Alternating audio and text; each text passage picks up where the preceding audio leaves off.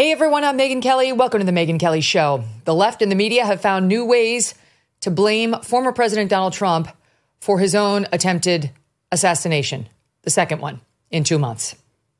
It's unbelievable. Yet it's totally believable. And then the Springfield, Ohio story continues to be covered in an absolutely absurd way.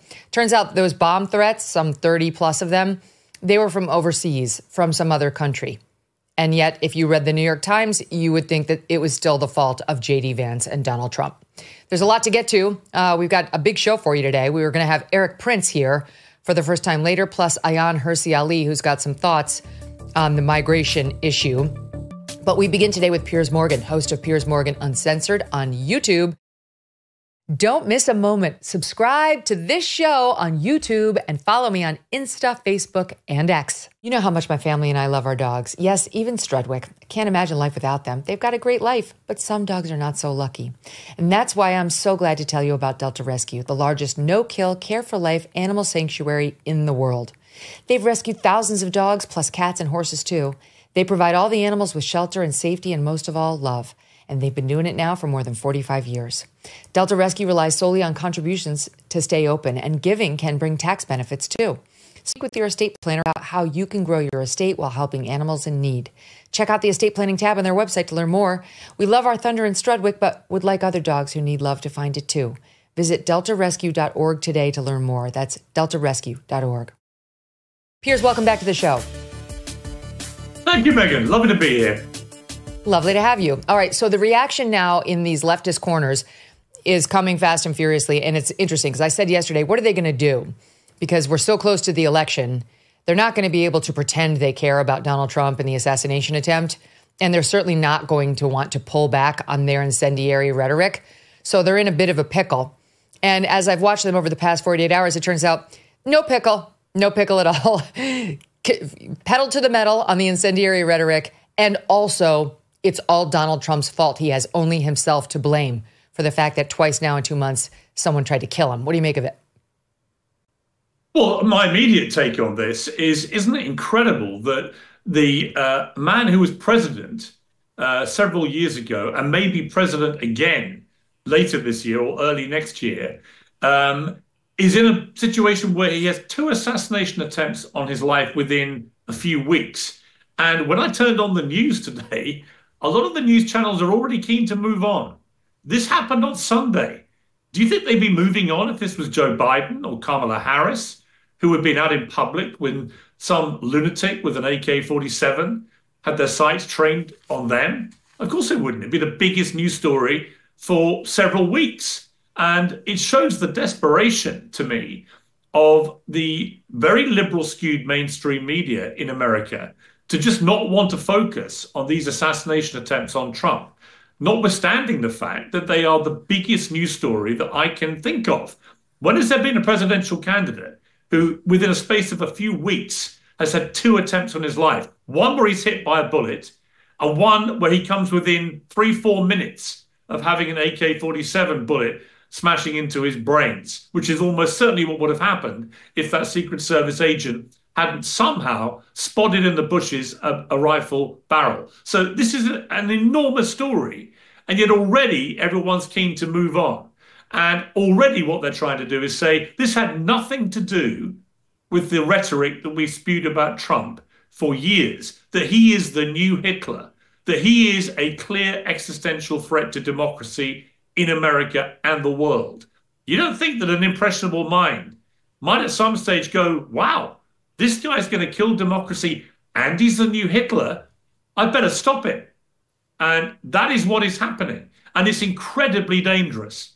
And I'm looking at this from across the pond, completely aghast that twice now the Secret Service have been, in my estimation, an abject failure in protecting Donald Trump from these lunatics. They have got to step up and raise their game. Yeah, I agree with you. We'll do them second. Let me stay on the media for 1 minute.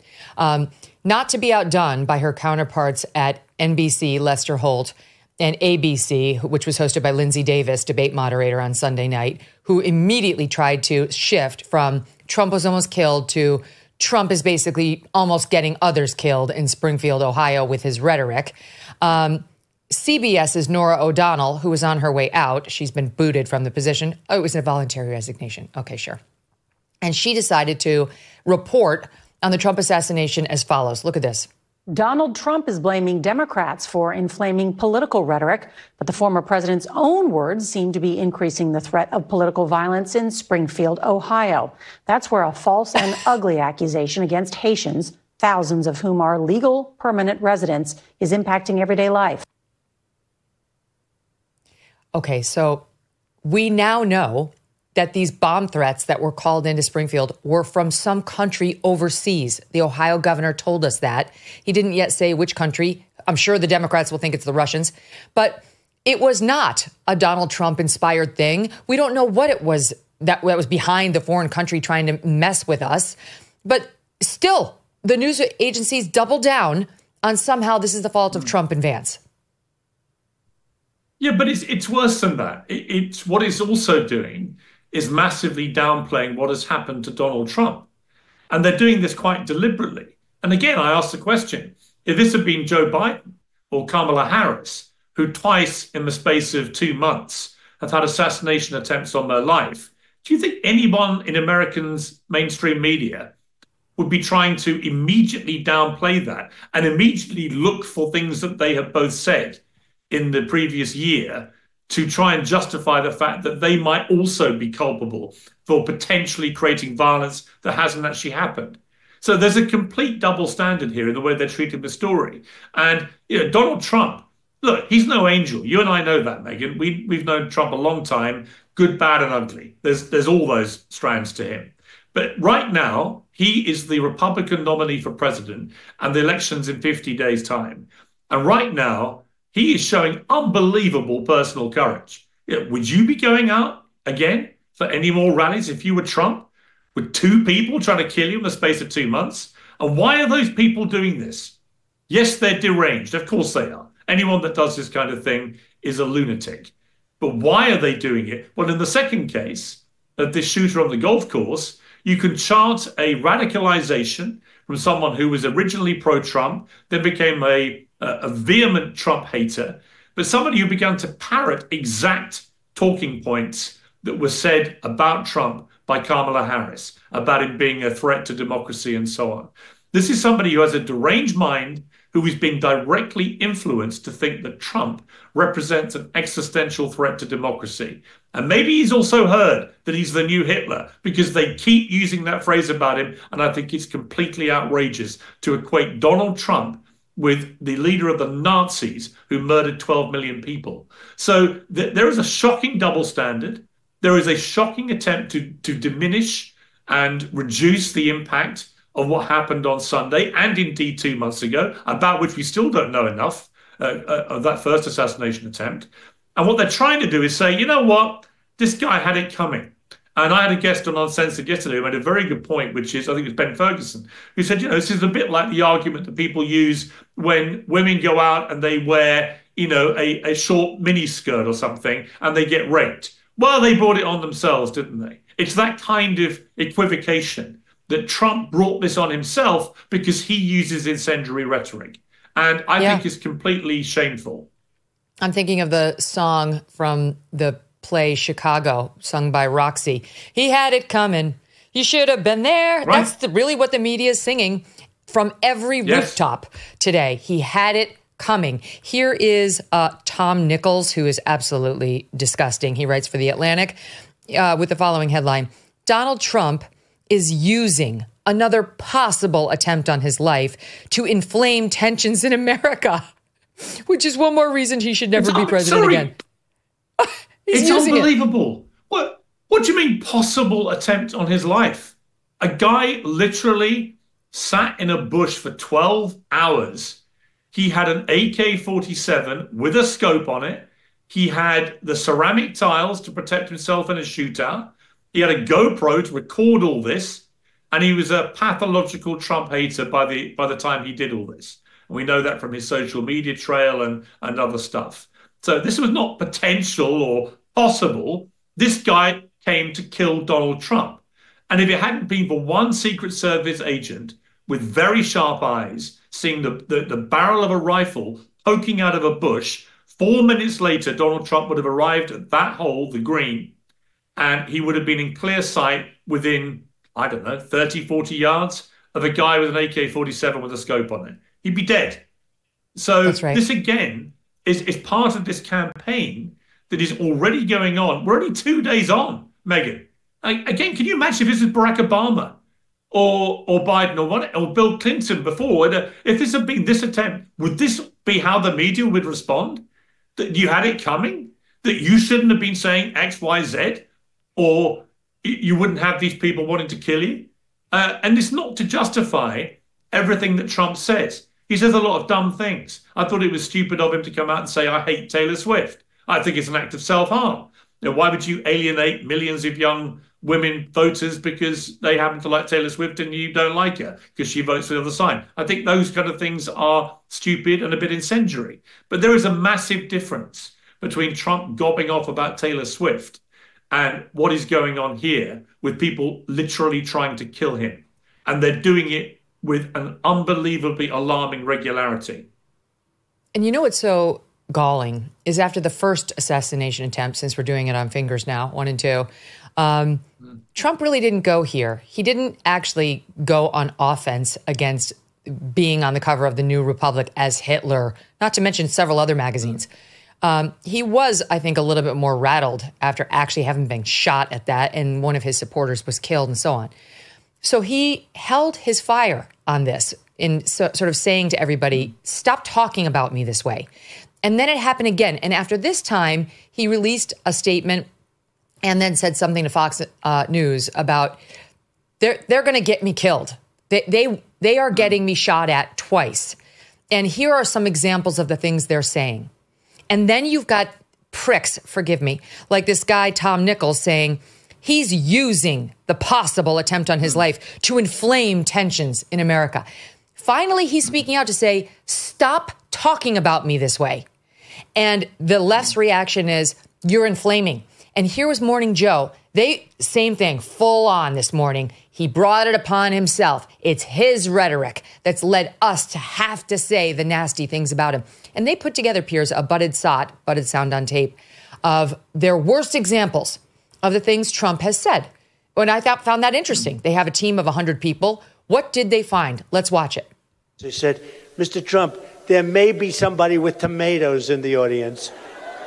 So if you see somebody getting ready to throw a tomato, knock the crap out of them, would you? Seriously. Okay. I will pay for the legal fees, I promise. I promise. We will fight for America like no one has ever fought before. 2024 is our final battle. It's our final battle. We're going to win that battle. We're going to turn this nation around. We're going to make America great again. America first. But it's our final battle. It's the last battle. If we don't win on November 5th, I think our country is going to cease to exist. It could be the last election we ever have. I actually mean that. We don't win. I think this could be the last election we ever have. Comrade Kamala Harris, you're fired! You're fired! Get out! Get out! She shouldn't be there anyway. She got no votes. She's a threat to democracy, right? That's what they say. They always say, Donald Trump, you know, it's a soundbite for them. Donald Trump is a threat to democracy. No, she's a threat. That's it. And can I tell you the number of papers I read this morning saying he says she's a threat to democracy, something he only unleashed in response to say, I'm the threat. She's the threat, right? That's it. That's all they're showing about Trump. And what they're not doing, Megyn, they're not saying that she or Joe Biden are the next Adolf Hitler. And this is what they say about Trump all the time. And every time they do it, I go nuts at them because I say, hang on a second. Do you know what you're saying? Do you understand that you're equating Donald Trump, who famously never took America to war in the 4 years that he was the president of the United States, pretty uniquely for a Republican president, I think. You're equating him to a man who ran a genocidal regime of monsters, the Nazis, murdered 12 million people, executed a Holocaust on Jewish people of 6 million, who died, many in ovens, gassed to death, by these monsters. And you're seriously telling the American people on an almost daily, hourly basis that Donald Trump is the next Hitler? He's here. He's the new Hitler. I find that so incredibly offensive. And Piers, on top of that, look what happened at last week's debate. He doesn't do that. But look what happened last week. On Tuesday, Kamala Harris stood up there in front of an audience of 60 million people and resurrected he said white supremacists are fine people, very fine people in Charlottesville. Lie. She resurrected he's promising a bloodbath if he doesn't win. Lie. No fact check by ABC. But all of this sprinkled into the national conversation. Bloodbath. He loves white supremacists. He's Adolf Hitler. And they want to compare that soundbite I just ran of Trump, of him saying, if somebody comes with tomatoes to throw at me during this rally in 2016, punch him in the face. They want to compare that to this, which is just a patent absurdity. Let me move on because there's so much I want to get to, and I don't have that much time with you. The Secret Service. You would have thought that the Secret Service had a perfect day on Sunday, that they heard this guy talking about showing up at Trump's golf course to do this, and they got him sitting in his apartment still unarmed. As we all know, that's not what happened. The acting Secret Service director, Ronald Rowe, is the guy who's very worried about the Secret Service agents wearing red ties, as we know from Dan Bongino's congressional testimony. That's what he's been focused on. And this guy gets up there yesterday and defended, entirely, the actions of the Secret Service. Here's a bit of it, SOT 4. The subject, who did not have line of sight to the former president, fled the scene. He did not fire. The protective methodologies of the Secret Service were effective yesterday, and the agent's hypervigilance and the detailed swift action was textbook. The president is aware that he has highest levels of protection that the Secret Service is providing him. Again, what I go back to is yesterday was an off-the-record movement, off the record, and the president wasn't even really supposed to go there. It was not on his official schedule. And so we put together a security plan, and that security plan worked. That we have done more with less for decades. And they are rising to this moment, and they are meeting the challenges right now. The security plan worked. Unbelievable. It's just, I watched that live, and I was chucking stuff at my television. I was like, are you guys completely and utterly deluded? You're on a victory lap after Donald Trump came for the second time perilously close to being assassinated because you lot dropped the ball. Let's be clear what the Secret Service actually admitted to yesterday. They never checked the perimeter of that golf course. Yet Donald Trump, when he's back home at Mar-a-Lago, plays there most weekends, that course. And secondly, Megyn, where did the shooter choose to hide? He hid in the corner of the course around the sixth hole, the fourth, fifth, sixth, all run concurrently around together. And I'm a golfer. I played this morning. I understand the layout of golf courses. He chose a corner accessible from a public road, which is deliberately used by the media when they want to get a photograph, ironically, a clean shot with their camera of Donald Trump playing golf. It's where you get the best opportunity for a good photograph of Trump. So this guy probably knew that because he probably looked at pictures taken of Trump on that course and realized they were all taken pretty much from that corner. And that's where he went and hid. And my question for the Secret Service is this. 2 months after you nearly lost Donald Trump to an assassin's bullet, if he decides to go off the record and wants to suddenly have a round of golf at his own golf course in his own name at a place he plays at with almost weekly regularity, the very least I expect you to do before he steps foot on that golf course is check the perimeter. I don't think that's too much to ask, that the Secret Service, who have one job, which is to protect the President of the United States, the Vice President, and other dignitaries, but primarily the President or people who've served in that office, that they check the perimeter of the golf course. This guy was sat there for 12 hours. They never bothered to check. I'm amazed that the current director, who stepped in because the last one had to resign, hasn't also resigned. And if I was Donald Trump, I'd be absolutely incandescent. I would demand publicly that he go, because clearly he has failed again to protect Trump. Again, this one agent happened to see the barrel of a rifle. Good on him. Brilliant work by that agent. But if he hadn't seen that barrel poking out of that bush, than the abject failure of the Secret Service to properly go around the perimeter and check nobody was there and to continue monitoring it while Trump was exposed for hours on that golf course, then that is a failure by the Secret Service. So yes, the agent deserves credit, but oh my God, can you imagine? And can you imagine the reaction from Republicans and people that support Donald Trump if after all the promises that were made after the rally shooting, it turned out that they had literally not even bothered to check the perimeter of a golf course where he plays all the time. So there's no secret that that's where Trump may be on any given weekend when he's in Florida. That's what he does. I just found it utterly breathtaking. This is not a spike the ball in the end zone moment for the Secret Service. I mean, they should be ashamed that this guy got within 300 yards of Trump with a loaded rifle again. Next up, okay, there's so much to go over. We've got to spend a minute on the Kamala Harris interview that hit in Philadelphia, local TV, over the weekend. Yesterday was so busy with assassination news, we did not get to this, but this must be gotten to. I regret to inform you that the possible next president of the United States on the Democratic ticket is an idiot. She's a moron. I'm sorry. There's really no other way of putting it. I love her new bout of self-confidence that she actually thinks she did so well in that debate that she should put herself out. Go for it. Because she's doing something with the National Association of Black Journalists today. She's doing something with Oprah Winfrey on Thursday. You go, girl. Get out there. Let's hear more from you. Because this is how it went. We should point out, yet again, it's ABC local. And they did about as good a job as ABC national in asking her tough questions and follow-ups.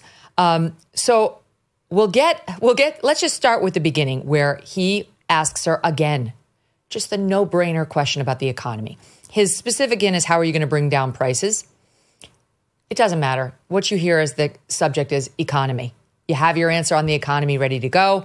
People want to hear a specific plan. How are you going to help them? This is how it went. SOT 21. You talked about creating an opportunity economy.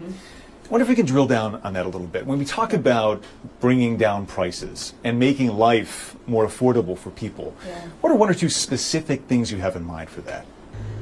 Well, I'll start with this. I grew up a middle-class kid. My mother raised my sister and me. She worked very hard. I grew up in a neighborhood of folks who were very proud of their lawn. You know? Oh, my God. And I was raised to believe and to know that all people deserve dignity. And that we as Americans have a beautiful character. So when I talk about building an opportunity economy, it is very much with the mind of investing in the ambitions and aspirations and the incredible work ethic of the American people, and creating opportunity for people, for example, to start a small business.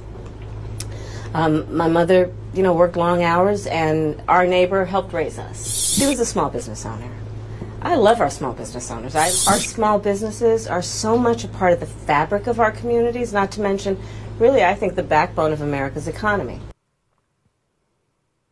Piers?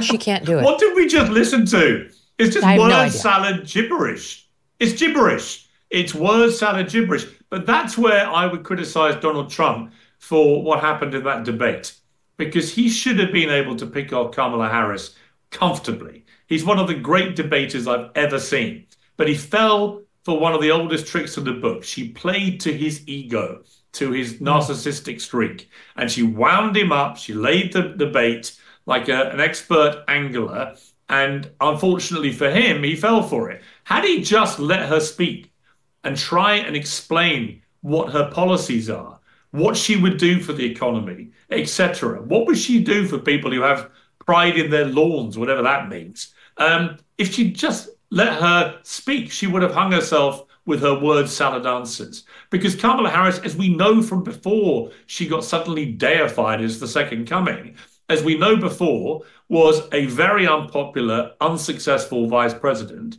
who is jointly responsible for everything that Joe Biden did, not least crashing the economy and soaring inflation and so on. But also, if you go further back, when she tried to run before to be Democrat nominee, they didn't want to know, because they know she just talks in this word salad nonsense way and has no actual substance to what she says about what she would do to give this aspirational American the opportunity she says she wants them to have. How's she going to do it? That's right. And if she if she has all the answers, why hasn't she given it to them in the last 3.5 years?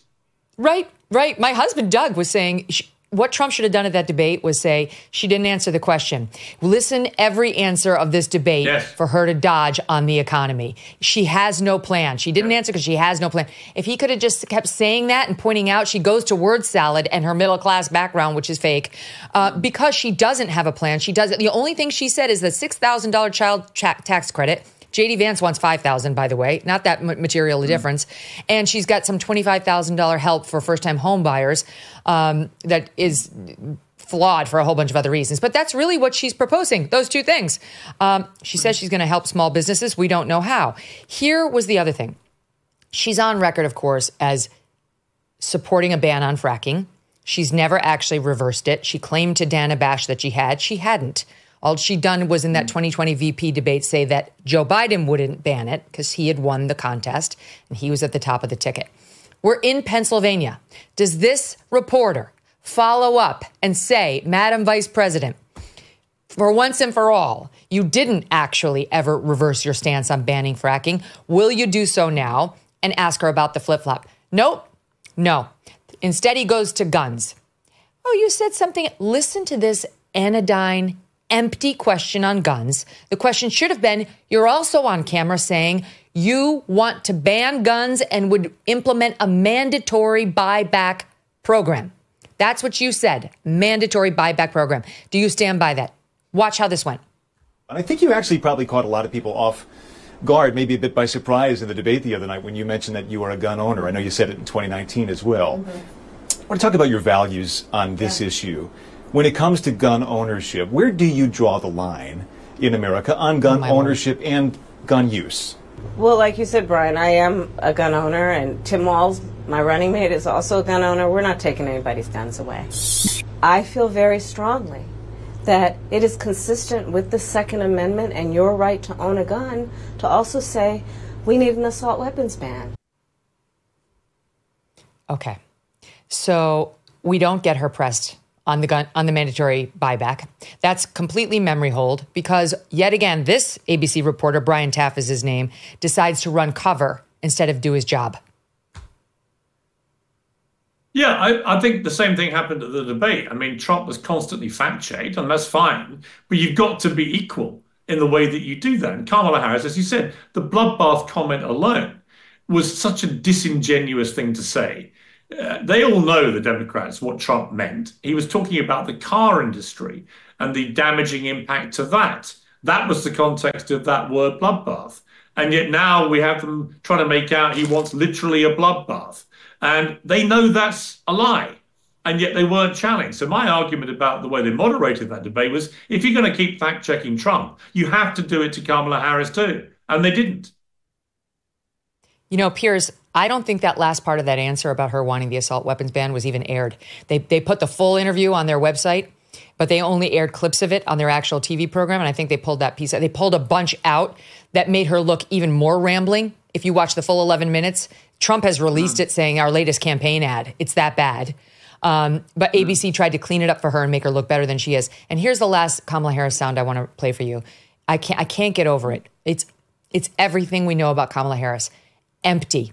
What we've been talking on the show about how she says absolutely nothing in so many words. Like a reporter shouted out to her when she was walking up the stairs of the plane, "What's next, Madam Vice President?" And she was like, "What's next is I'm going to walk up these stairs and get on this plane." That's how she thinks. She's entirely small ball. She is not a deep thinker at all. And we have yet another example of that from Pennsylvania last weekend. Watch this. How are you feeling about Pennsylvania? I am feeling very good about Pennsylvania because there are a lot of people in Pennsylvania who deserve to be seen and heard. That's why I'm here in Johnstown, and I will be continuing to travel around the state. Piers. What does that mean? It doesn't mean anything. This is what I mean about it. It's just the words that were said to her. Right, but the problem that Donald Trump will have is time is running out. If I'm Kamala Harris, I don't want to do another debate. If I'm Trump, I'd be desperate to do that. He says he doesn't, but I would be desperate to get back on stage and do what he should have done the first time, which is let her hang herself with this word salad. Let her talk. Trump spoke for 6 more minutes than Kamala Harris in that last debate. Part of that was down to the fact-checking going on, but part of it was also him continuing to just keep talking, when actually the more she talks, the fewer votes she's going to get. I genuinely believe that. And she will now give very few interviews. She must know how these interviews are playing out. They're getting clipped to pieces, and people are like, what? What did she just say? So I just think that Trump has to let Kamala Harris talk, be exposed to the media, tell us what her real policies are, because, as you said, there is very little meat on the bone here in terms of actual substance to what she says. All right, last but not least, P. Diddy has been indicted. He is in custody, in federal custody now, following that very public raid on his home back in March. 6 months later, he's in federal custody. He is charged with creating a criminal enterprise, among many other things, sex trafficking, multiple acts, including kidnapping, arson, bribery, forced labor, prostitution, illegal sexual activities, possession with intent to distribute. I could go on. What do you make of that? Well, unbelievably serious charges. If even half of that is true, I doubt we'll see him come out of prison. Obviously, he vehemently denies it all. But what I would say about P. Diddy is we all saw that video that came out a few months ago of the appalling violence he was wreaking on a girlfriend. And I just found that disgusting. And that's just something that came out, which is probably not even related to these specific charges. A man that's capable of that is pretty well capable of anything. So, I always believe in these cases. Let's wait for the court case. Let the evidence be put forward. Let him have his defense. Let justice play its way out of this. But I would be very, very surprised, given what we've already seen about P. Diddy, if a lot of this is not true and if he's not going to prison for a very long time. Mm-hmm. It is part of the case that moment. They mention it in the indictment, which was just unsealed within the last hour, among other acts of alleged violence. I mean, that one's not alleged. We know he did it, saying this was a pattern and she wasn't his only victim, and that what he would do is get these people very, very drugged and have these weekend-long forcible sex sessions with male sex workers where he kept the women completely out of their minds. And that he would threaten them if they went to the police or if they complained. It happened over and over. And I think one of the main questions people are going to be asking after, did he do it and can they prove it, is who knew? Who else knew? Because he was a very and is popular man in music and Hollywood circles. And the odds of none of those people knowing he was like this, Piers, are very, very slim. It will be like Harvey Weinstein, where they all go, I didn't know anything about any of this. All of them. All the Hollywood crowd that hung around Harvey Weinstein for 30, 40 years. And we're supposed to believe none of them had an inkling, a clue about what he was really like. We'll hear the same with Diddy. You watch. Mm-hmm, exactly. It's like an Epstein thing, too. Weinstein, Epstein. And we'll see what his defense will be. He's got the same defense lawyer who represented the guy from that Nexium cult up in my hometown of Albany, New York. It didn't go well for him. Keith Raniere, he's been convicted and is in jail right now. Piers Morgan, always a pleasure, my friend. Thanks for coming on. Megyn, always love doing it. Thank you very much indeed for having me. All right, and we'll be right back with Ayaan Hirsi Ali, who's got some thoughts on what's being said about Haitian migrants in Ohio, and for that matter, the effect of migration and immigration on the United States writ large. If you're tired of the same old coffee from those mega corporations pushing their woke agendas, listen up.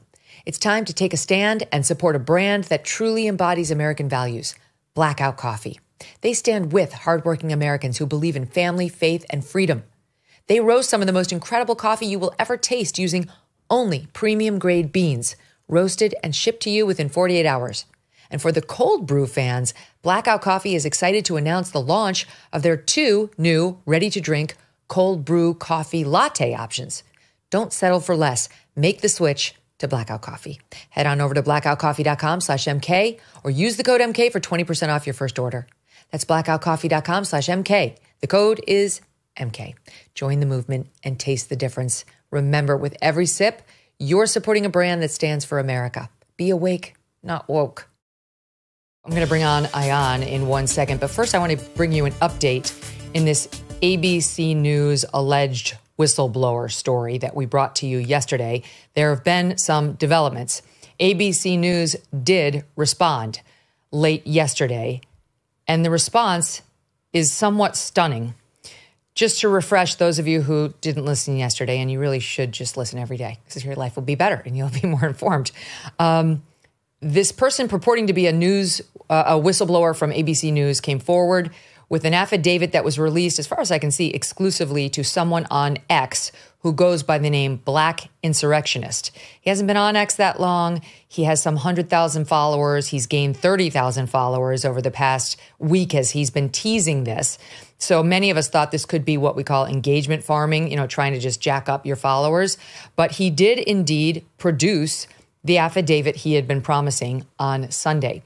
This alleged whistleblower says in what he purports to have here as a sworn affidavit signed under penalties of perjury and allegedly notarized by a notary public that ABC News coordinated with the Kamala Harris campaign in advance of the presidential debate to rig the debate in her favor. He has minor allegations like they gave her a smaller podium. That we know did happen, but he claims this affidavit was signed on September 9th, the day before the debate. So, and that it was notarized and so on, and that he's going to be able to prove, and that he sent a certified copy of this whole thing to Speaker Mike Johnson via certified mail. We asked his office if they have it. No response yet. In any event, so he wouldn't have known that if it really was something that was legitimately sent on September 9th from watching the debate. All right, so it says the thing about the podium. He says she negotiated to look a certain way on the split screens. He says that ABC News agreed to fact check Trump only and not her. He says that they provided sample questions, not the exact questions, he alleges, but sample questions covering similar topics that would appear during the debate. He says that they had agreed certain topics would be off limits, including the perceived health of Joe Biden, her tenure as Attorney General, and her brother-in-law, Tony West, who used to work at DOJ and is accused of settling cases at very large numbers when the plaintiffs were Democrat operatives or anyone he thought he wanted to or could curry favor with. That's a short form description of all that. He talks about the observed bias against Trump within ABC. And then he says in this affidavit, I have secretly recorded several conversations that will prove the Harris campaign insisted upon not only the fact-checking of Donald Trump, but also insisted on what questions were not to be asked under any circumstances, or else the Harris campaign would decline to participate in the debate. All right? This is all there. Do not know we went through some of the questions about the affidavit. It's not the most beautiful document I've ever seen.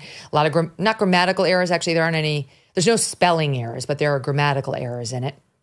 And then there's a notary public seal or sign without the seal, but Black Insurrectionist says he's redacted the seal, and a notary public seal does reveal the identity of the notary.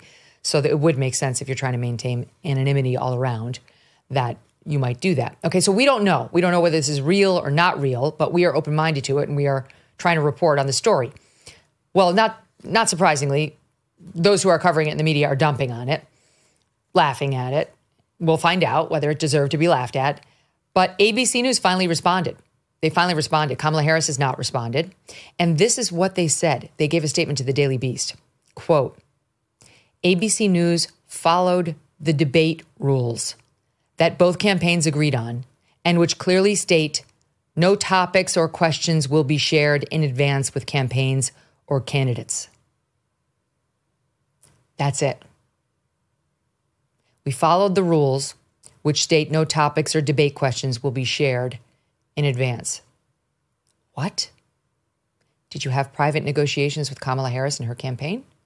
Did you agree that she would have a special look on stage from the podium to the split screen situation? Did you agree that you wouldn't ask about Tony West, about her tenure as AG, about her, about President Biden's mental fitness and her role in covering it up? Did you agree to any of that? Do you deny that there could possibly be tapes of an executive or someone at ABC News reiterating that promise or making it in the first instance? This is so generic and empty as to cause more concerns than we had yesterday. It is not a denial that sounds like a truth-telling denial. I've anchored many presidential debates, as you know. If you ever accused me of any of this, what I would say is I can categorically deny that we did any of this. Now, I'd have to look at the executives at Fox News for behind-the-scenes negotiations with the campaigns, because we as anchors didn't do that.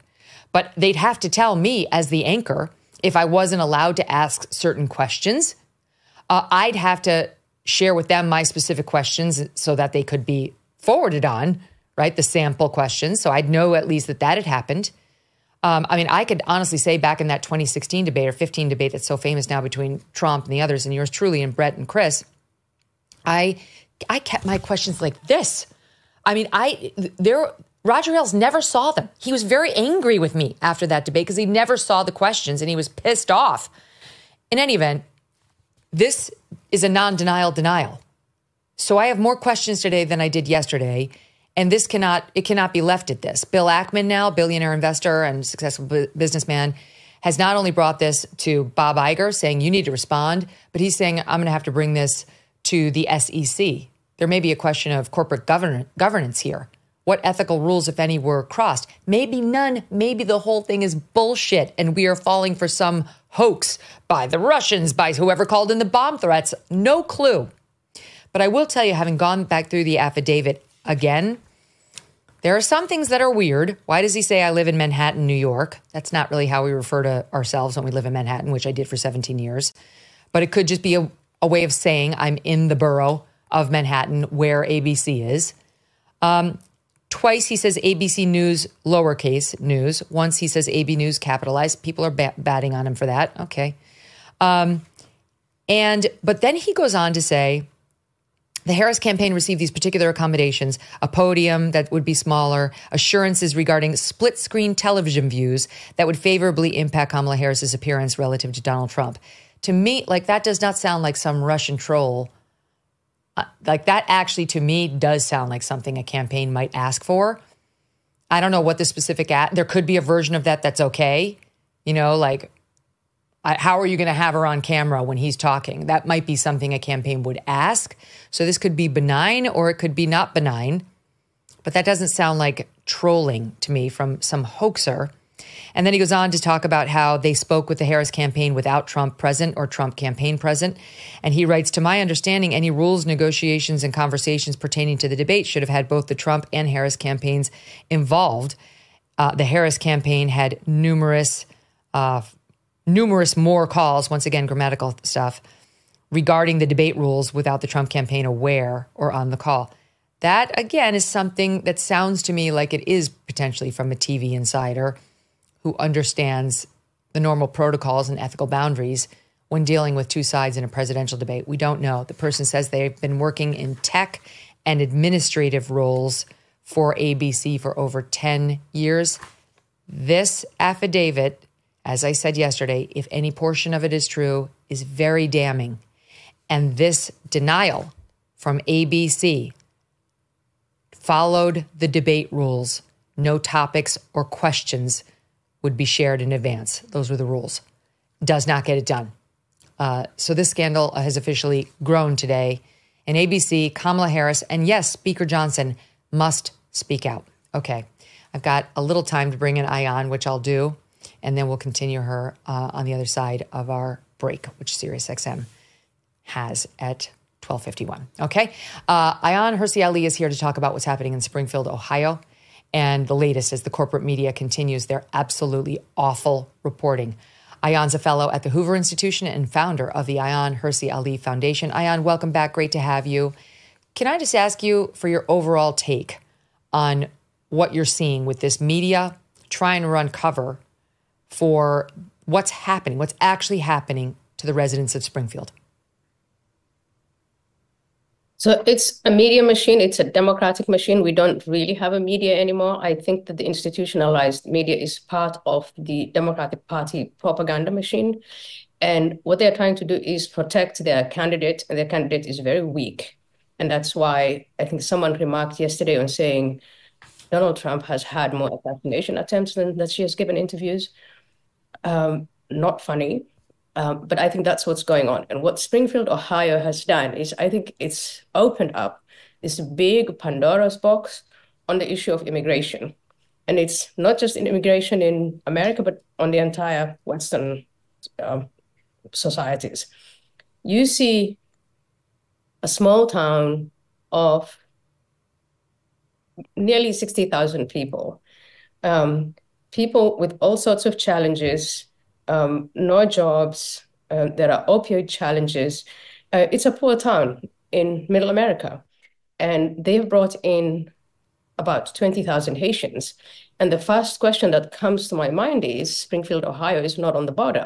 How did these people make their way to Ohio? And that then leads me to ask the questions of what is going on with within the Department of Homeland Security, but also the Department of State, which is to abuse, in my view, the asylum rules and the asylum laws, where this ideology, they call social justice ideology, but really it is communism on steroids, is to bring masses and masses of people from poor countries to so-called rich countries. But these people that are like the Haitians, they're not being resettled in the zip code where John Legend lives. They're not being resettled in Martha's Vineyard. I mean, there was a time when I think it was the governor of Florida who tried to, take the immigrants to the sanctuary cities, and these rich communities quickly evicted like Martha's them. Vineyard. So, yeah, exactly. It was Martha's Vineyard, yeah. So what you have is really this is playing with human life. In my view, it's criminal. It's incentivizing poor people in poor countries and getting them to come here or transporting them somehow and then resettling them in poor communities in America. And you see this also happening in Europe. But to stick with America, I think that this is the story that no one wants to talk about. This is the Biden-Harris immigration policy. It's leaving the border wide open, and it is abusing the asylum system to bring in lots of people using NGOs, non-governmental organizations, and other tools to relocate people who are culturally different, who are very poor, and bringing them into these into poor towns all across America. So you've been reading about Springfield, Ohio, but then there's also Dayton, Ohio. It's all over America. And some people say they're doing this so that they can get more votes. There's something in there, but they're also doing it, I think, for ideological reasons. I think when they tell us that they want immigration justice, what they mean is exactly what you're seeing in Springfield, Ohio. They want to transform the populations of the West to achieve their ideological fantasy of equality. That is, instead of developing the country, poor countries, so that poor countries can adopt good governance policies, they are basically, they want poor people from poor countries to come to rich countries. It's a form of redistribution. And that is what we're not talking about. And these are the policies of the Biden-Harris government. And this is what should have been talked about. They're talking about cats and dogs and, all sorts of, in my view, totally irrelevant issues. But if you are Kamala Harris and you really say in this word salad that you care about middle-class people, then why bring 20,000 very poor people to a very poor community like the one in Springfield, Ohio? That's what she needs to be questioned on. Mm-hmm. We've just gotten the new and latest numbers on the number of these so-called legal migrants who have come to this country under Biden-Harris, thanks to Bill Malugin of Fox News. They're stunning. I'll get into that next with Ayaan Hirsi Ali, who stays with me. Don't go away. Grand Canyon University is a private Christian university in beautiful Phoenix, Arizona, and they believe that we are endowed by our Creator with certain unalienable rights to life, liberty, and the pursuit of happiness. GCU believes in equal opportunity and that the American dream starts with purpose. By honoring your career calling, you can impact your family, your friends, and your community. Change the world for good by putting others before yourself. Whether your pursuit involves a bachelor's, master's, or doctoral degree, GCU's online, on-campus, and hybrid learning environments are designed to help you achieve your unique academic, personal, and professional goals. With over 330 academic programs as of December 2023, GCU will meet you where you are and provides a path to help you fulfill your dreams. The pursuit to serve others is yours. Let it flourish. Find your purpose at Grand Canyon University. Private, Christian, affordable. Visit gcu.edu. That's gcu.edu. So, Ayaan, to put some meat on the bones of the numbers, Bill Melugin of Fox News releasing a post either today or last night that reveals as follows.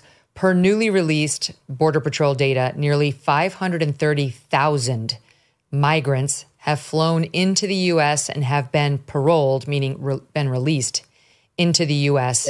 as part of the Biden administration's controversial mass parole program.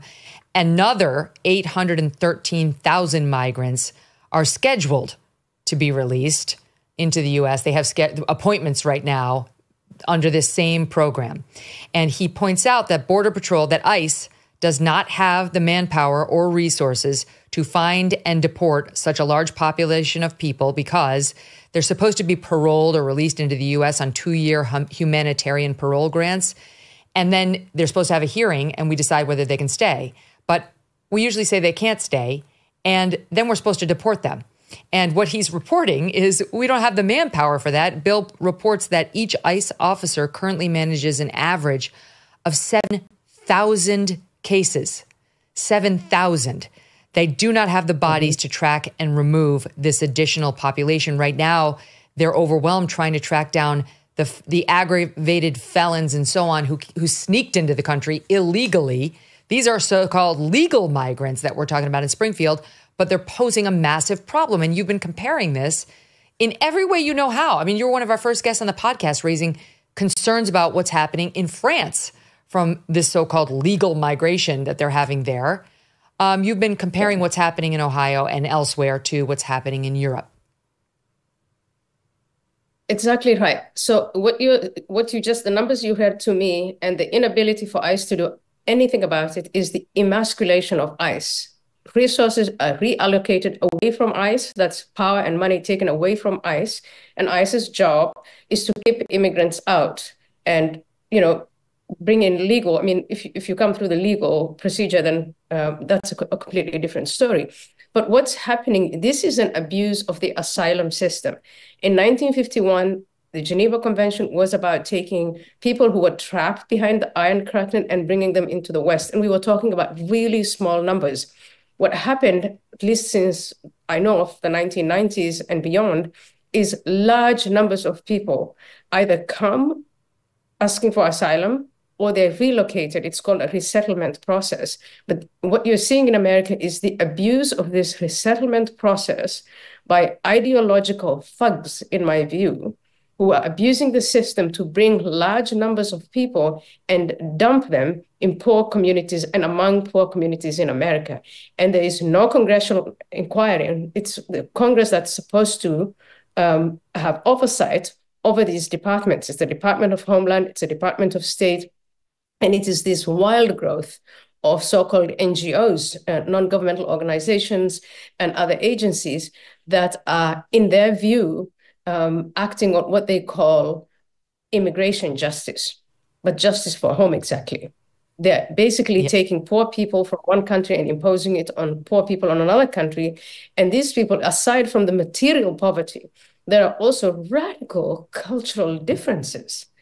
You can't just expect to have 30,000 Haitians, settle in Springfield, Ohio, and see kumbaya, people celebrating the same whatever. That's not what's going to happen. These people have, only because they've come to America, they haven't shared their ways of doing things. If voodoo is their religion and they practice that, that's very important to them. And then you have the local people saying, oh my gosh, we are horrified by some of these things. But Then you go to the material things. The inhabitants of Springfield, Ohio are told there are no resources for you, no housing for you, no medical care for you. I watched one of these people who was a veteran who said he was on this long wait list for Medicare, but he's not getting it because, and then he looks at the Haitians and he says, well, they've got houses, they've got driver's license, they've got cars they can't drive. And you're basically, setting, you're mining racism in my view. This is a mining of racism because these poor local people are going to react with resentment, and I would say justifiably so, because their own needs are not met, and they're bringing people in from outside whose needs seem to be met. You create resentment, you create, and then sometimes this is going to be a long skin. I don't think the people of Ohio are racist, but I think they're being driven to a place where they can be called racists. And this media in America, but also on the Western side, the only way they could shut up the working class communities and make them accept these large numbers of immigrants was to call them racist, to call them xenophobic. And these people are not xenophobes. They're not racist. They just can't meet their own, they're not being taken care of by their own governments. And so this is really on the voodoo front. They say that this is practiced by a fair number of Haitians. I've got to check my numbers, but I think it was at least half. And that there is a practice within voodoo, not for nothing, but of animal sacrifice. And to me, if that's a cultural norm, and if that has been brought to a place like Springfield, that, among many other behaviors, would be found downright shocking. I was thinking about it. It's like, what if you took Bianca Censori, Kanye West's latest wife, and dropped her in the middle of Saudi Arabia in her little outfits that are comprised of pantyhose and a throw pillow? I mean, it would be shocking. It would be offensive. No one would want 20,000 women like that being, helicoptered into Saudi Arabia. It would be deeply offensive and upsetting. It's just, we all have very different cultures, and there's not a thought given to that. And nor, Ayaan, is there reason to believe the Haitians want to assimilate to American customs. The Haitians have been lied to. They've been told, you're going to get a chance and build an opportunity in a place that's going to be accepting and welcoming and so on and so forth. They've been lied to. And the inhabitants of the residents of Springfield, Ohio, have also been lied to. They haven't been told about the different culture. They haven't been told about the voodoo. They haven't been told about, the scale of the number of people that were going to be resettled there. They haven't been told that they're going to be displaced. So this is really playing human life. This is ideologically driven, and these ideologues have seized power in parts of the United States government, using and abusing the laws of asylum and refugees, and this is how it's being used. I think what we need right now is a review of this 1951 Geneva Convention. Does it work in the 21st century? This is the question that Europeans are asking themselves. Europeans are confronted with people who, for instance, they come from Muslim countries, and they want to implement Sharia law in France, in Germany, in the UK. You have all of these confrontations. It never gets better because the numbers of people who come in, they never get a chance to assimilate. There are no assimilation programs, and it's just the sheer scale of the problem. And they keep bringing more and more people in, either through people who show up at the border and they're allowed in on, we can't turn them away because this is according to the asylum law, or as in America, through the resettlement programs. And this is just not going to work out. And I really thank you for calling out people like John Legend, where you get all of these celebrities who get themselves involved in controversial topics they know nothing about. Oh yeah, come in. I grew up in Springfield, Ohio. He doesn't live in Springfield, Ohio. And no, not anymore. He's in Beverly Hills now. He lives in Beverly Hills. So it's the people in Beverly Hills, people in the media, people who have nothing to do with the consequences, with the negative unintended consequences. The sexual violence, that's a topic on its own. It's explosive in Europe at the moment. When I came to Europe in 1992, women were moving freely from A to B any time of day or night with any chosen attire of their own. That's all gone now because of bringing men, single men in large numbers from countries that don't respect women.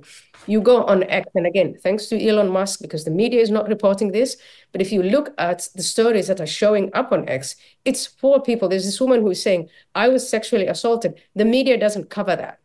the woman, I mean, Kamala Harris was talking about the lawn, or she said there was in her last word. People care about their lawns where I grew up.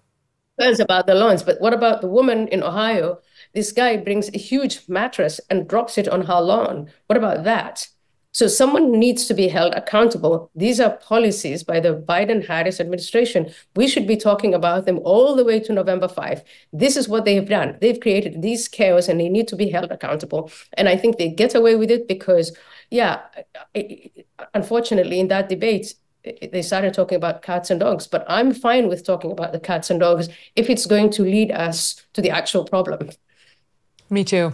I want to tell people that they can find Ayaan's writing, and it's well worth your time, at restorationbulletin.com. That's where she posts her stuff now, and she's, as you can tell, absolutely brilliant. Do you have another minute, or do you have to run, Ayaan? Because I wanted to ask you about some of the trans insanity. I have another minute, and definitely for that topic. Okay, that is massive child abuse. Yeah. Okay, good. So here's the way I want to get into it. Out in Palo Alto, which I don't have to tell you, having lived out in that region with Stanford, is one of the most liberal, progressive areas in the United States. Out in Palo Alto, a big controversy over this has erupted because what's happening is there's an elementary school, Herbert Hoover Elementary, which is being redone. The construction is underway right now for a new facility. It's set to open this spring, and they are going to have only gender neutral bathrooms. So what's going to happen is the boys and girls are going to go into the same bathroom facility. They'll be in stalls right next to each other, and then they'll come out and wash their hands at the same sinks. Just like Sirius LA, by the way. I love you, SiriusXM, but you need to stop that. But these are elementary kids. And amazingly, Ayaan, they showed up at a school board meeting, and they were mad. Listen to this little girl. She's in 3rd grade. I'm a 3rd grader at Herbert Hoover Elementary School, and I do not like that we have to share a bathroom with boys. At Hoover, a boy has punched me in the stomach and spit on me. I really do not feel comfortable in an all-gender restroom. When I come to the bathroom, I do not like that there is pee on the seats and toilet paper on the ground. It feels very uncomfortable. I was at Hoover in previous years on the seats and no toilet paper on the ground. It was cleaner and more sanitary. My friends and I do not like that there are boys in the bathroom. Some of my friends and I try not to go to the bathroom when they have to. There should be girls, boys, and all gender restrooms. I can ask that staff will make sure that the bathrooms are clean in the new construction, and I'm sure staff will make sure that there are procedures in place to make sure the bathrooms are clean. That's it. The response is, oh, we'll try to clean them up. But they are not bowed by this little girl's testimonial, Ayaan. No, it's outrageous. And this is the state of California. They have these crazy social re-engineering ideology where they want this to go on, and they are going to deprive girls and women from all the rights that we fought for such a long time. They're mutilating children. They want to do this behind the parents' back. And this is what I was thinking when I was looking at the Haiti thing, and people were getting upset by what was being done to cats and dogs. And I think that's the right impulse, because in our society, we no longer get upset about the disfigurement and the deformation of children.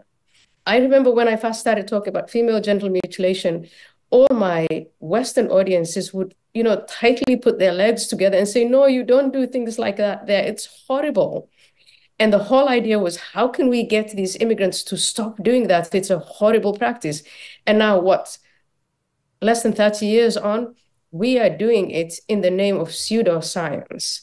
We're listening to, this is an ideology, and it's these young children are being deformed, and it's happening on our watch. It's one of the most horrible developments that I can talk about, that I can think of. And it's across the spectrum, right? This is that what's happening in the bathroom situation is on, with all due respect, the lighter end of the scale. genital mutilation of our young children is on the opposite end of the scale. But that's not to diminish what's happening to these children. And in many ways, it's a gateway into accepting the whole line of radical gender ideology. Because once you get inured to it, it's fine to share the bathroom spaces with the boys. Gender's not a thing. You are on the pathway that these progressive leftists want you to be on. We had Kelly J. Keene on the show last week, who's an activist in this space. And one of the things she was saying was when you have the gender neutral and there's no single sex option available, what happens in schools is the little girls just hold it. They hold it all day, which can be unsafe. It can be unsanitary. It's not good for a little girl to do that.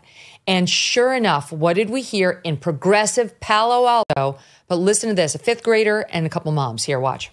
I'm a fifth grader at Herbert Hoover Elementary School. I don't like that we only have gender-neutral restrooms. At Old Hoover, we had separate restrooms, and they were clean and comfortable. Everyone was okay with the system there. At Greendale, many other students feel uncomfortable going too. I've heard from some students that they try to avoid going when they need to, which isn't good for you.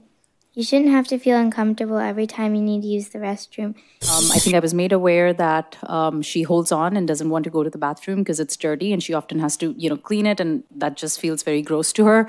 So I think the pledge is just going to be that if they can have girls' bathroom, boys' bathroom, and in all genders. So I am here because my daughters who spoke strongly prefer girls' restrooms. These children have a right to comfort, privacy, health, gender expression, and cultural and religious expression.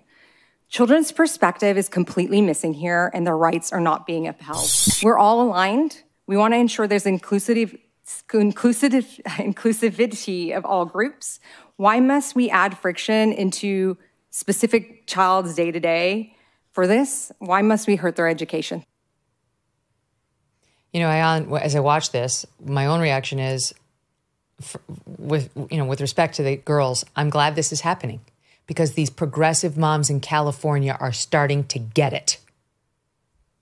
The progressive moms are starting to get it because of the pain of the children, but the progressive ideology is still there. And what happens, you said this was third grade or fourth grade. So, 1 year up, the periods are going to show up, and the bullying and the changing of the body. And what will girls do? So what you see in the developing world is when you make girls uncomfortable and you make school cruel for them, they don't want to go to school. So what they're calling progressive is going to have a regressive outcome. You're pushing girls not only out of their bathrooms, but you're going to push them out of school altogether. That's what it's going to. And then you bring in all the other cultures, the Catholics, the Muslims, the religious groups who say they don't want girls and boys to mix. And then you're going to have girls-only schools. You're going to have, especially with the Muslim communities, their excuse for, we don't need to send girls to school to begin with. So this is the same. The immigration justice is the same as the gender justice and the climate justice. It is this elaborate ideology that to the people who hold on to it on university campuses, it sounds very appealing. But once you start to translate it into policy, which is what they're doing, they're hurting a lot of people. They're causing a lot of pain. And really, Megyn, there's just no other word for it than that it's criminal. And it really needs to stop.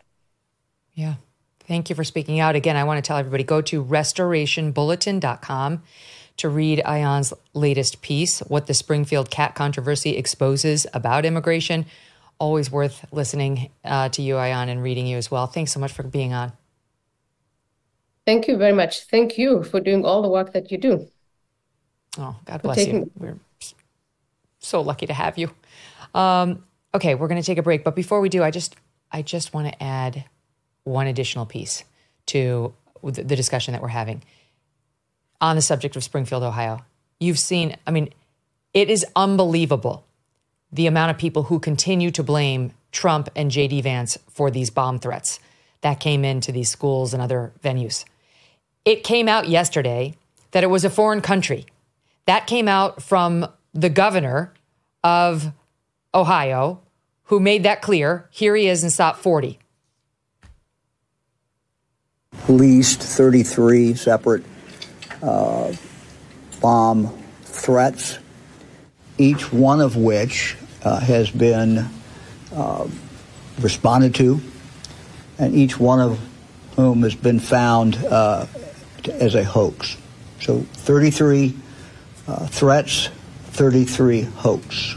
I want to make that very, very clear. None of these had any validity at all. We have people, unfortunately, overseas who are taking these actions. Some of them are coming from one particular country. We think that this is, one more opportunity to mess with the United States, and they're continuing to do that. Let me just remind you of that Norah O'Donnell clip that we just played. This is her last night, Monday night. We knew by then that it was not a local, that it was hoaxes from overseas. Listen. Donald Trump is blaming Democrats for inflaming political rhetoric, but the former president's own words seem to be increasing the threat of political violence in Springfield, Ohio. That's where a false and ugly accusation against Haitians, thousands of whom are legal permanent residents, is impacting everyday life. She just goes with it. Just double down. Didn't happen. Didn't hear it. No, it's got to be a Trump-inspired loon. It's the Proud Boys. It's one of those guys. For sure. I just know it in my heart, notwithstanding what the governor had released. We knew this yesterday afternoon. And here's Ana Navarro. Here she is on The View yesterday before we knew, but she was totally, no.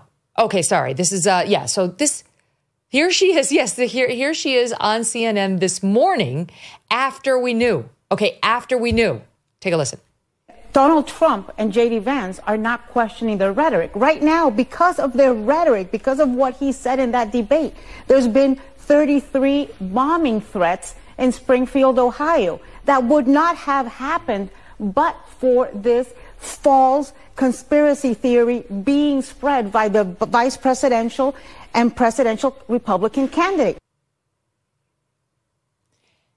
She's on CNN News. In news, she should have been fact-checked with, that isn't true. And she did receive blowback online for saying that after we heard the governor of Ohio say, it isn't true, that this was a hoax. You heard him. That's his word. These were hoaxes by people trying to just mess with us. This was not inspired by Trump. If it was, there's zero evidence of that, Anna. Zero. What's your proof? You're so upset about proof on the cats and dogs. I mean, I saw two cats on a barbecue, so there's that. But let's put that to the side. What's your proof that Donald Trump inspired this, as opposed to the town council meeting last week that person after person showed up to complain at? How do you know what the cause is? What forensic deconstruction did you do of the hoax calls to get to the bottom of it? When Don Jr. online called her out on it, she doubled down. There's just no even attempt to stay factual. There's none.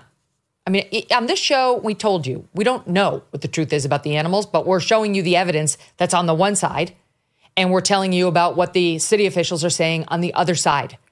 The rest of the media wants to pretend that they have affirmatively settled it, and they haven't.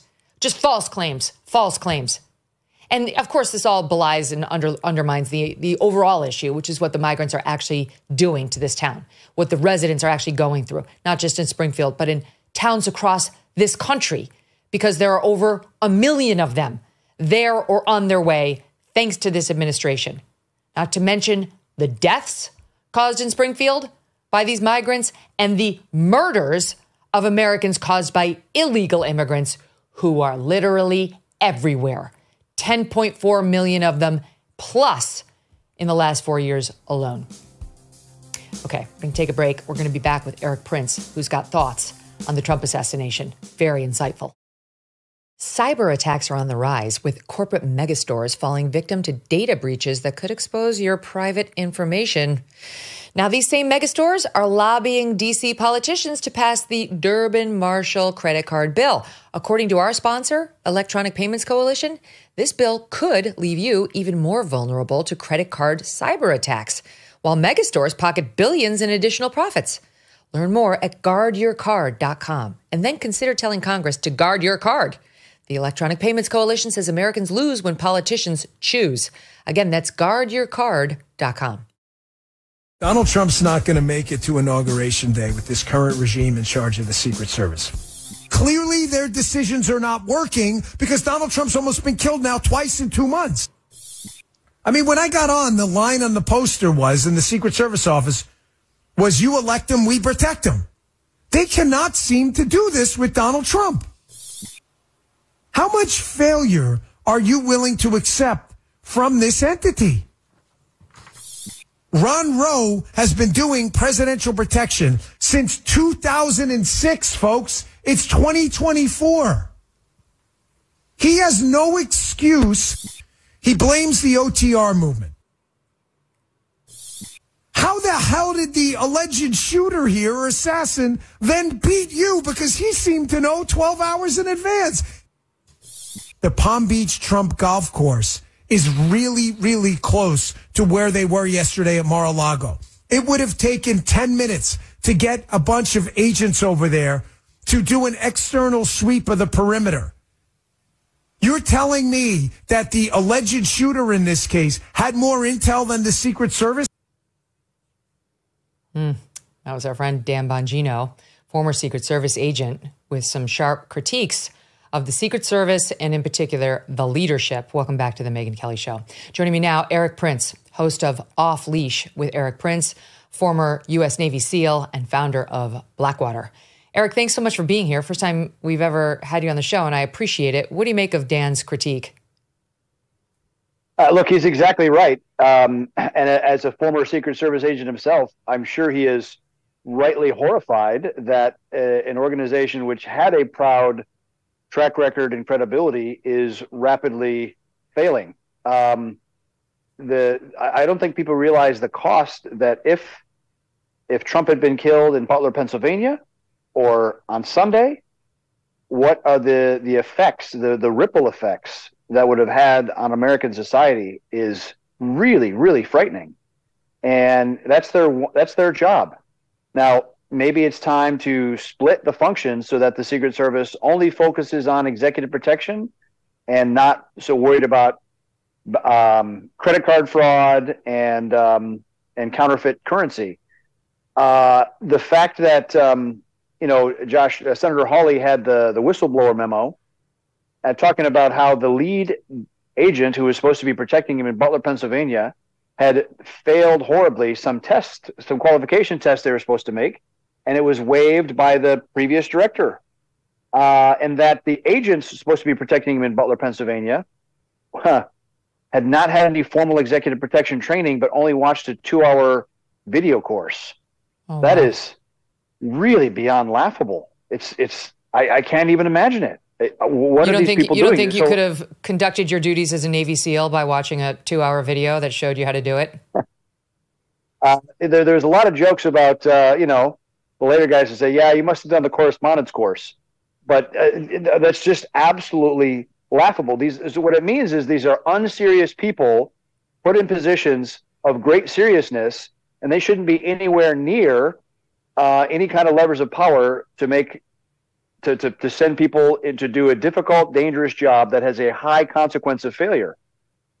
The fact that this guy on Sunday had been there for 12 hours in a final firing position, and he put his ballistic panels up against the fence, kind of preparing for counterfire with his GoPro mounted on the fence. Why? Because that guy was trophy hunting. So, yes, there's an enormous competency problem, but there's a huge language problem on the left because they have for so long unleashed every kind of invective and hyperbole, saying Trump is Hitler, he must be eliminated, he is the end of democracy, all these things that unlock every left-wing crazy to say, I'm going to self-actualize myself by killing Donald Trump. And, they're 0 for 2. Imagine if this was actually a proper attempt at taking out Trump. I mean, the fact that the Secret Service agent, the advanced guy who was walking the course, only one hole ahead of where Trump was, saw the guy, fired 4 times, didn't hit him, which is not good. But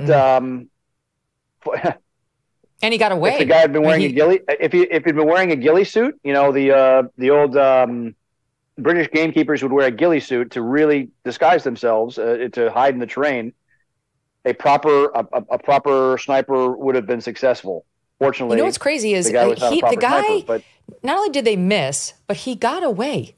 The only way they found him was thanks to this Good Samaritan who saw him get into this black Nissan and took a picture with the plates and then was helpfully there to give it to Secret Service. But I mean, there is a chance this guy could have gotten away and come back for another shot at it if it hadn't been for this bystander. I want to say 2 things, though. One, the staffing problems at the Secret Service. Susan Crabtree, who's been doing the best reporting on this for RealClearPolitics.com, she's a Secret Service, correspondent, basically. She knows all of the stories. She reports that not only are they understaffed on protecting Trump and others, but right now the UN General Assembly is in session and they've got some 600 agents protecting all of these dignitaries from We've got like a guy on the president of Ghana. Like, nobody wants to kill the president of Ghana. And if they do, shouldn't that be Ghana's problem? Right. It's not our problem. Who cares? Yeah, so there's that. So that's in terms of manpower. But secondly, you raise the perimeter.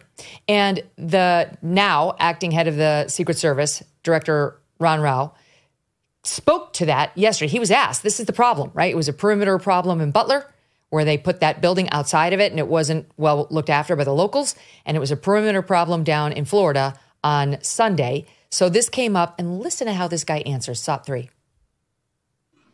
Is there any evidence to suggest that the suspect knew that Donald Trump would be on the golf course at that time? And was the golf course searched thoroughly before the former president's arrival? It was an off-the-record movement, meaning it was not on the former president's official schedule.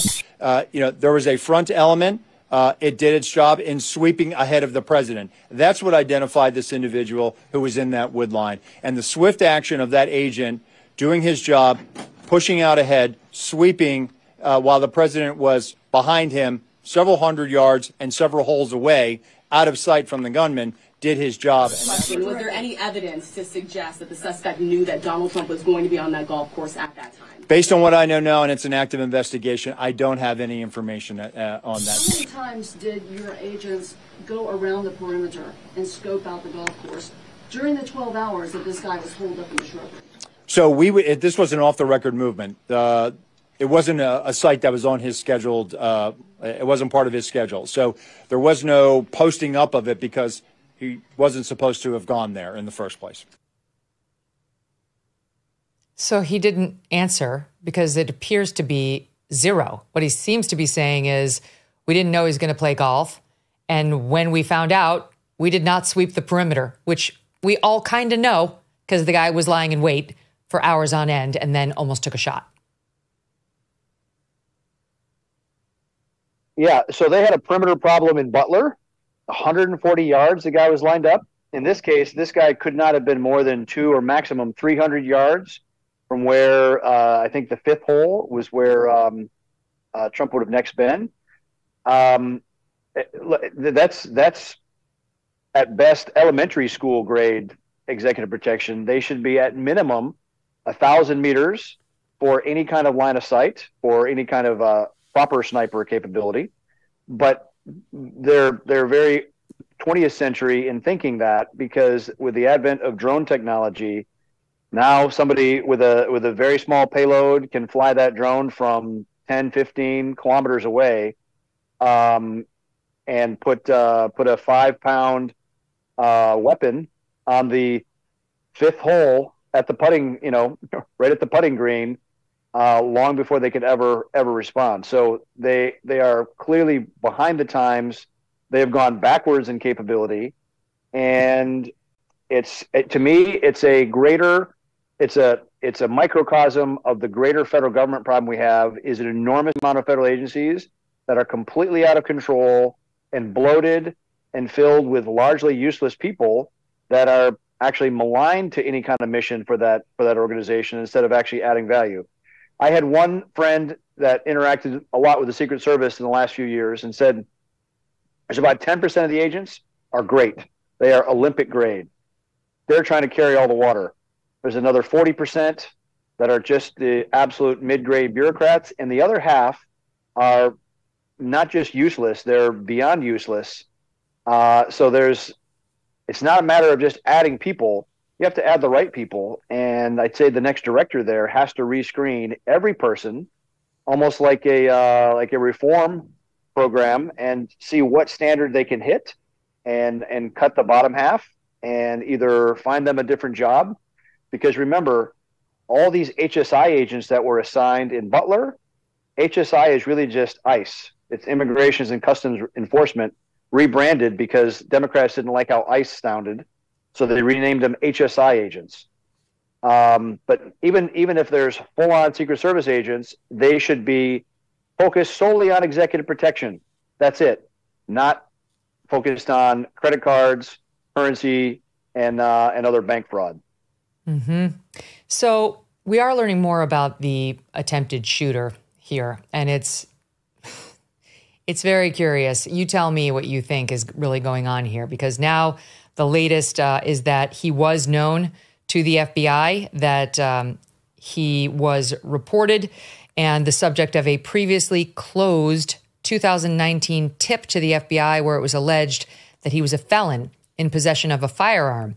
In following up on the tip, the alleged complainant was interviewed, and they're saying that the complainant did not verify providing the initial information. So I guess there's some question about whether the informant stuck by the actual allegation. And then they said that the FBI passed the info to local law enforcement in Honolulu. This guy was on the Fed's radar because thanks to some of his overseas work going to Ukraine and trying to get freedom fighters over to Ukraine, he was so nasty and upsetting to people who were over there that they sat with Customs and Border Control and said, there was one nurse in particular who said, of all the people I've met over here, you need to watch this guy.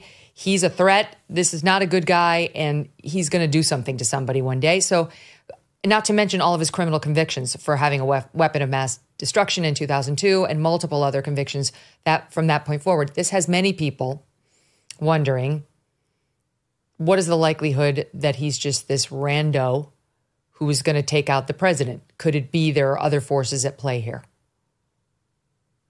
Those are questions that must be answered. I've asked people involved in the Afghan evacuations and Ukraine, and some of them had heard of him and found him to be a kind of a wild loser looking for a mission.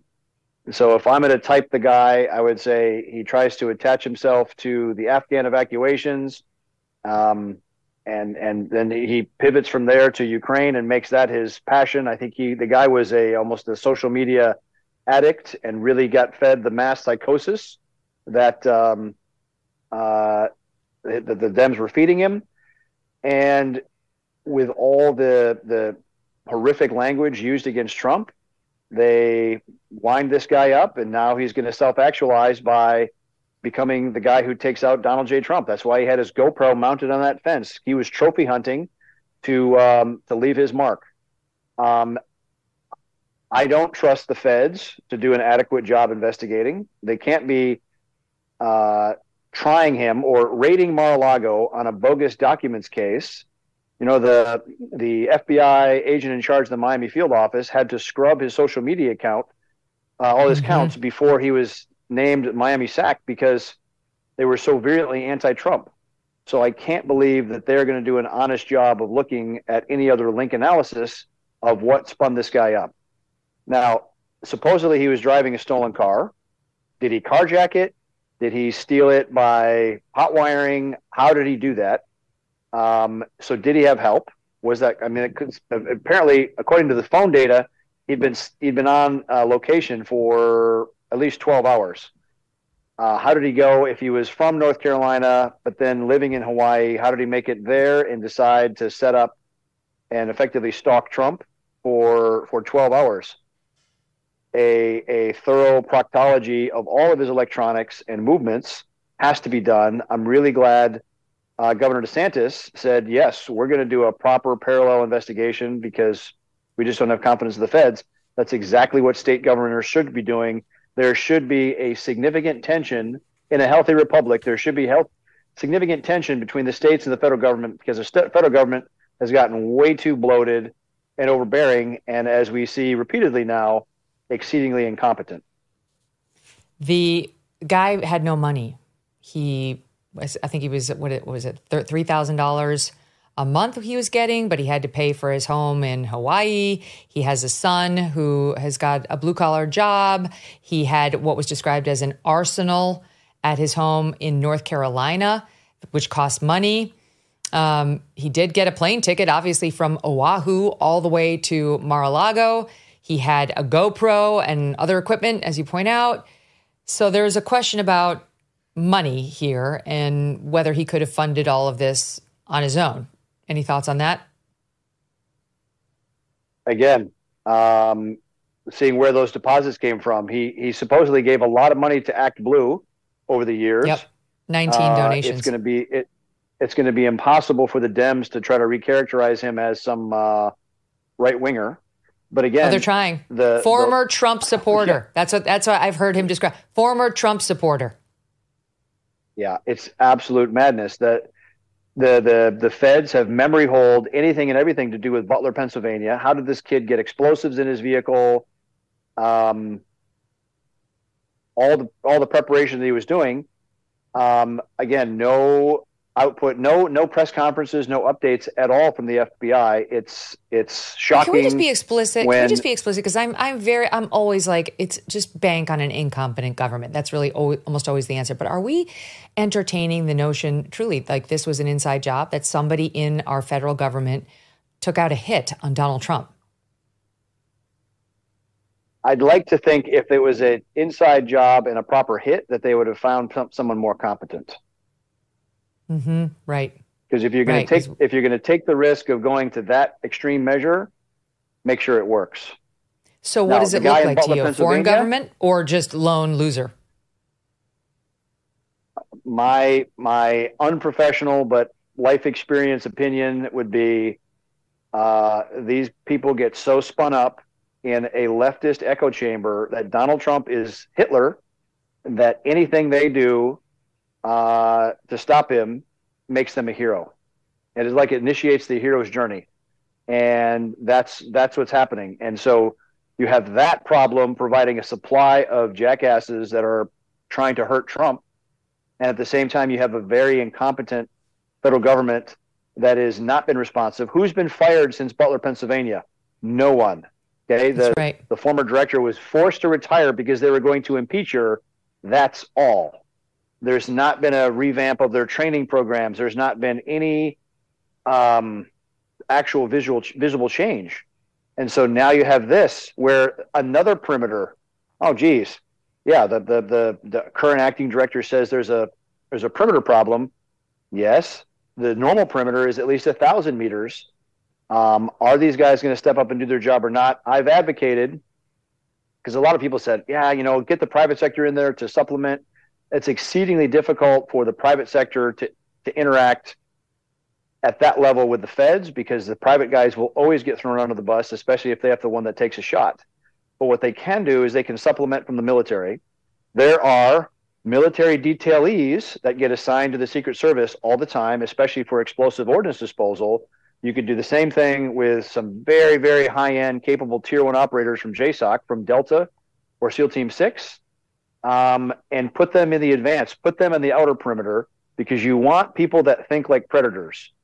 Putting law enforcement in this, I think, is a mistake, because cops tend to look backwards for evidence to make a case. You want people that are saying, how am I going to kill Donald Trump? Make that list, and then making sure every item on that list is blocked and occluded and locked down. Nobody is thinking that way, apparently, at the Secret Service, because they're now 2 very near attempts within the last 2 months. And we still have a long ways to get to the election. I know you sold Blackwater a number of years ago, but something tells me that if they called you while you still had all those resources and said, Erik, we're getting rid of the Secret Service, can you protect Donald Trump? You would have known how to do it. There wouldn't be mission failures 2 in 2 months. They're looking at us like we're making unreasonable demands of the Secret Service, that it's just impossible because Donald Trump likes to golf. Megyn, if they call me by Thursday to be ready on Monday, even now, we would be ready on Monday. That's what needs to happen. Honestly, I agree with those who are worried they're going to take him out by Election Day. The media reaction of just, he's controversial. Shows you everything you need to know. And you're talking about the media, the Democrat rhetoric, because now they're like, it's all Trump's rhetoric. That's what got him shot at. It's not our rhetoric. Completely ignoring, we put together a little montage, the messaging we've been hearing, apart from Hitler, which is in written form everywhere. A little walk down memory lane, here it is. Donald Trump and the MAGA Republicans represent an extremism that threatens the very foundations of our republic. And he must be stopped. He cannot be president. They're still going to have to go out and put a bullet in Donald Trump. The movement is a threat. The extremists that we're dealing with every single day, we've got to kill and confront that movement. Clearly, this is a literally call to arms. Literally what conservative white folks do when they don't get their way. They turn violent. You know who I got to vote for to keep Hitler out the White House. Yeah. Hitler, White House, we keeping him out, keeping Project 2025 out. That's all I care about. Up and down the ballot, from the rooter to the tutor. And if you see anybody from that cabinet in a restaurant, in a department store, at a gasoline station, you get out and you create a crowd. And you push back on them. And you tell them they're not welcome anymore, anywhere. And with this kind of inspiration, I will go and take Trump out tonight. I tell you, Gorsuch, I want to tell you, Kavanaugh, you have released the whirlwind, and you will pay the price. It is just unquestionable at this point that man cannot see public office, and he has to be eliminated. And yet you have in the Cincinnati Enquirer yesterday, in a letter to the editor they published, Trump brings these assassination attempts on himself. That's where the media's going with it. Yeah, it's projection.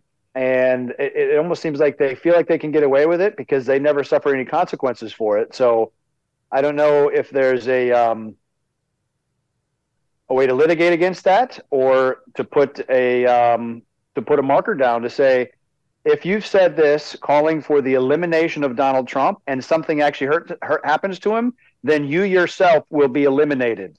Sow the wind, reap the whirlwind, or just bring back dueling.